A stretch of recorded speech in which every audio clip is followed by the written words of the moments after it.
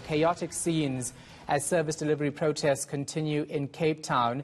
Angry protesters barricaded roads with burning tires in the area of Kraaifontein. Our reporter Ronald Masinda is there. He joins us now live. So we saw police clashing with those protesters earlier. Ronald, what's the situation now? Good afternoon, Shahan. Well, the situation has taken a completely different twist. The information that we're getting on the ground is that a body of an 11-month-old baby has been found near the field where the clashes took place. Details of how the child died are still sketchy, as the police are still combing the scene. But what we've seen earlier on is that the clashes took place down this road in Kraaifontein, where a number of protesters, some saying at least 3,000, gathered here, saying that they need water, they need proper sanitation, and they completely started fighting back and forth with police and law enforcement. When we arrived here quite a while ago, we were also almost caught in the crossfire as a number of the protesters started pelting us with stone. We then had to duck for cover, but as you can see, quite a lot of damage or destruction to property. We do know that earlier on there was also a truck that was set alight here, and quite a number of damages, as we can see right across where we are at the moment. But the police and law enforcement are still on the scene monitoring the situation on the ground. And any arrests or injuries reported outside of this child you're talking about, this baby?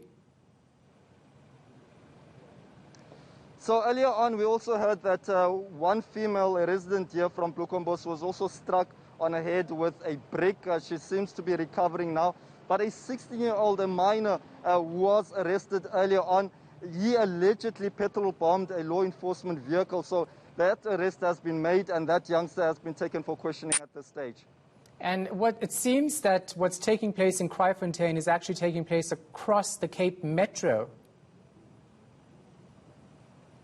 Yes, indeed, Shahan. So many townships across the Western Cape, in Khayelitsha and in eNCA and in Fuleni, are also in solidarity over the issues of service delivery. They're saying that for many months their calls have fallen on deaf ears, calling on the city of Cape Town to assist them. Now, this area where we are, just behind us, this area was completely clean. There was not a single informal settlement a few months ago, but many of the people who are occupying this land are people who actually many of them lost their jobs during the lockdown, and many of them were backyard dwellers who are unable to pay for rent. So they are saying now the next step should be to be given what's needed to them. And also, it doesn't seem like they're not only fighting against the police. We also heard reports of several shops being looted, shops of Somali shop owners here in Kraaifontein.